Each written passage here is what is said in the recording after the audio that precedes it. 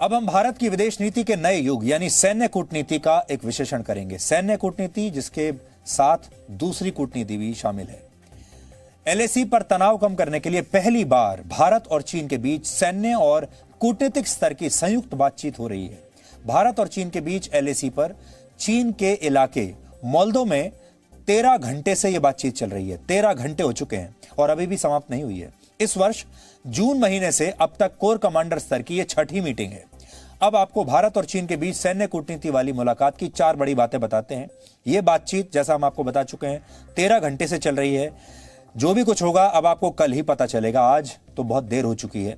लेकिन अभी तक जो हमें बातें पता चली हैं उसके बारे में आपको हम बताना चाहते हैं। इस मीटिंग में और इससे पहले की मीटिंग्स में भी चीन ने पेंगोंग झील से पीछे हटने से इनकार कर दिया है। इसलिए ऐसा लगता है कि अब दोनों देशों की बातचीत और लंबी खिंचेगी।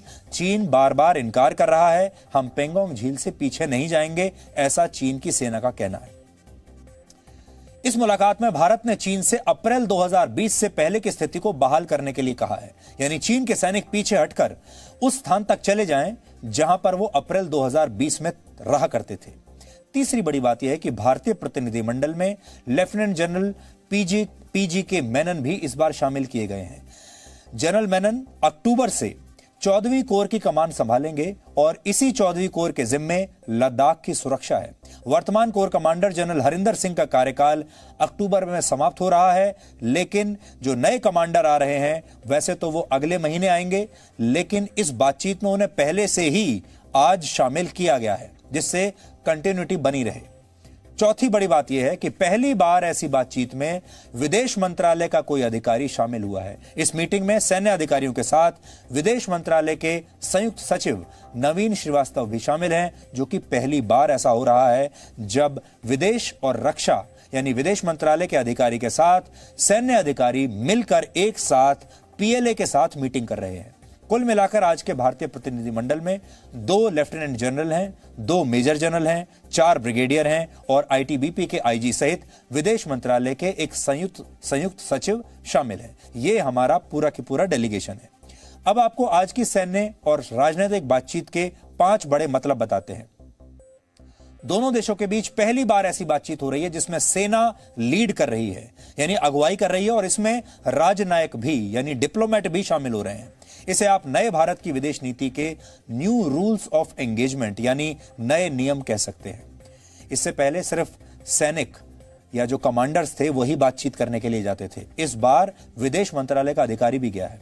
इसी महीने की 10 तारीख को मॉस्को में भारत के विदेश मंत्री एस जयशंकर और चीन के विदेश मंत्री की मुलाकात हुई थी। आज की मीटिंग को मॉस्को में हुई मुलाकात का फॉलोअप कह सकते हैं, यानी वहां जिन 5 मुद्दों पर सहमति हुई उसे अब दोनों देश आगे ले जा रहे हैं। आज की बातचीत में शामिल संयुक्त सचिव विदेश मंत्रालय के संयुक्त सचिव नवीन श्रीवास्तव विदेश मंत्रालय में चीन डेस्क के प्रभारी हैं। चीन को बहुत अच्छी तरह से समझते हैं, चीन के बारे में उनकी एक्सपर्टीज है, यानी भारत और चीन के बीच सीमा विवाद के बारे में उन्हें पूरी जानकारी है। इसलिए उनकी उपस्थिति से बातचीत को किसी नतीजे तक पहुंचाने में मदद मिलेगी और जरूरत हुई तो ऑन द स्पॉट फैसले भी लिए जा सकते हैं। बातचीत में विदेश मंत्रालय के प्रतिनिधि होने का एक मतलब यह भी है कि तनाव कम करने के लिए भारत गंभीरता से कोशिश कर रहा है। भारत चाहता है चीन के साथ लगातार मीटिंग होती रहे ताकि दोनों देश किसी समाधान तक पहुंच सकें। आज की बातचीत को आप चीन के खिलाफ सेना और विदेश मंत्रालय का संयुक्त प्रयास कह सकते हैं। संभव है कि अगली बार होने वाली किसी कूटनीतिक मुलाकात में भारतीय सेना के प्रतिनिधि भी शामिल हो, यानी डिप्लोमेट्स की मीटिंग में भारत के सैनिक आ जाएं, सैनिक अधिकारी आ जाएं, यह भी हो सकता है। चीन में भी इसी फॉर्मूले का इस्तेमाल बहुत पहले से किया जाता है। हालांकि एलएसी पर पहले और अब की बातचीत में एक अंतर दिखाई दिया है। अब भारत ने भी एलएसी पर कई चोटियों पर कब्जा कर लिया है, जिससे चीन परेशान है। पहले जब कमांडर स्तर की बातचीत हुआ करती थी तो भारत चीन से यह कहता रह जाता था कि वो पुरानी स्थिति बहाल करे और अप्रैल 2020 की पोजीशन पर जाए, लेकिन अब चीन भी स्टेटस को बहाल करने की बात कर रहा है। भारतीय सेना का काम सीमा की रक्षा करना है और भारत सरकार का काम सीमा का सही तरीके से निर्धारण करना है। भारत और चीन के बीच 3,488 किलोमीटर लंबी एलएसी है, लगभग 3,500 किलोमीटर। लेकिन एलएसी को लेकर दोनों देशों के बीच कोई सहमति नहीं है। अब भारत सरकार इस विषय पर बहुत ध्यान दे रही है और उम्मीद है कि आने वाले समय में इसका सकारात्मक नतीजा आपको दिखाई देगा। आज की बातचीत में भी विदेश मंत्रालय के अधिकारी को शामिल करने का जो मकसद है वो ये है, सेना अपनी जमीन और अपनी सीमाओं की रक्षा कर सकती है, उसका काम है रक्षा करना, लेकिन सेना को यह तो पता होना चाहिए कि सीमा कहां पर है। सेना को यह तो पता होना चाहिए कि कौन सा इलाका चीन का है, कौन सा भारत का है। जब उसे यह पता होगा कि यह इलाका भारत का है तभी तो रक्षा करेगी।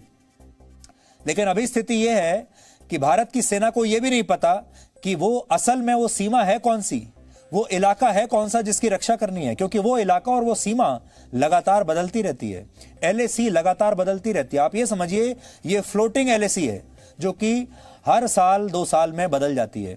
अब भारत की सेना को, भारत के सैनिक को, भारत के जवान को ये कैसे पता चले कि किस जमीन की रक्षा करनी है, कौन सी हमारी जमीन है और कौन सी चीन की जमीन है। और यही बात करने के लिए अब भारत ने अपने विदेश मंत्रालय के जरिए यह बात स्पष्ट करनी शुरू की है चीन के साथ कि पहले आपको सीमा निर्धारण करना पड़ेगा, आपको यह तय करना पड़ेगा कि सीमा है कहां पर, और सीमा जो आप कह रहे हैं कि ये एलएसी है, इस एलएसी को आप किस आधार पर एलएसी बता रहे हैं, इसके पीछे की भूमिका क्या है, इसके पीछे के डॉक्यूमेंट्स क्या हैं।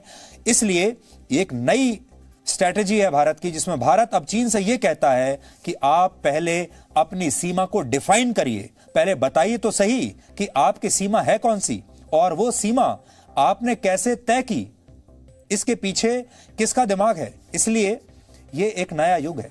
चीन के साथ भारत का सीमा विवाद पंडित जवाहरलाल नेहरू के जमाने में शुरू हुआ था, जो आज तक सुलझा नहीं, और यही हाल भारत और पाकिस्तान के बीच चल रहे सीमा विवाद का भी है। भारत और पाकिस्तान के बीच 1947 में हुए बंटवारे की गलतियों को हम अब तक भुगत रहे हैं। तब बंटवारे की जिम्मेदारी ब्रिटिश सरकार के एक वकील सर सिरिल रेडक्लिफ को दी गई थी और सिर्फ 5 हफ्ते में उन्होंने नक्शे पर दोनों देशों का बंटवारा कर दिया। सोचिए, एक ऐसा व्यक्ति जो पहली बार भारत आया है, भारत के बारे में कोई जानकारी नहीं है, 5 हफ्ते में उसने भारत का बंटवारा कर दिया, पाकिस्तान बना दिया और भारत बना दिया। और जल्दबाजी में किए गए इस फैसले में कई बहुत बड़ी बड़ी गलतियां हुई। तब एक इंटरव्यू में सिरिल रेडक्लिफ ने बताया था कि तब पाकिस्तान के पास कोई बड़ा शहर नहीं था, इसलिए उन्होंने लाहौर शहर पाकिस्तान को दे दिया, सिर्फ इसलिए क्योंकि उसके पास शहर नहीं है। हालांकि लाहौर में ज्यादातर जनसंख्या हिंदुओं की थी, उस नाते लाहौर भारत में होना चाहिए था। लेकिन तत्कालीन ब्रिटिश सरकार ने भारत के आम लोगों की भावनाओं की कभी परवाह नहीं की। भारत और पाकिस्तान के बंटवारे पर कई फिल्में बनी हैं जिसमें ब्रिटिश सरकार की गलतियों को दिखाया गया है। आज आपको एक फिल्म का वीडियो दिखाते हैं जिसमें भारत के तत्कालीन वाइसरॉय लॉर्ड माउंटबेटन और सर रेडक्लिफ के बीच संवाद हो रहा है। तो अंग्रेजों ने दुनिया में जहां जहां भी राज किया, उन देशों से जाने के बाद वहां वो हर जगह ऐसे ही सीमा विवाद छोड़कर गए, जिनकी वजह से ये सभी देश आज भी आपस में सीमा विवादों में बुरी तरह उलझे हुए हैं और भारत भी उनमें से एक है। भारत और चीन, भारत और पाकिस्तान, पाकिस्तान और अफगानिस्तान, बांग्लादेश और म्यांमार, भारत और नेपाल, इजराइल और फिलिस्तीन, ये सारे वो देश हैं जहां अंग्रेज बहुत गलत तरीके से बंटवारा करके गए हैं और ये देश आज भी उन गलतियों को भुगत रहे हैं। और चीन के साथ जो हमारी समस्या चल रही है, इसका आधार भी वही गलत फैसला है। आज जो बदलाव आप भारत की विदेश नीति में देख रहे हैं, उसकी रूपरेखा तैयार करने में भारत के विदेश मंत्री एस जयशंकर का एक बड़ा रोल है। एस जयशंकर का कूटनीतिक करियर 38 साल का रहा है। उनका अनुभव और योग्यता उन्हें सबसे काबिल विदेश मंत्री बनाते हैं। वो भारत के विदेश सचिव भी रह चुके हैं, यानी उन्हें भारतीय विदेश नीति के बारे में पूरी जानकारी है। आप ये भी कह सकते हैं वो आज तक के सबसे अनुभवी विदेश मंत्री हैं और अब उनका जो अनुभव है वो भारत के फैसलों में आपको दिखाई दे रहा है।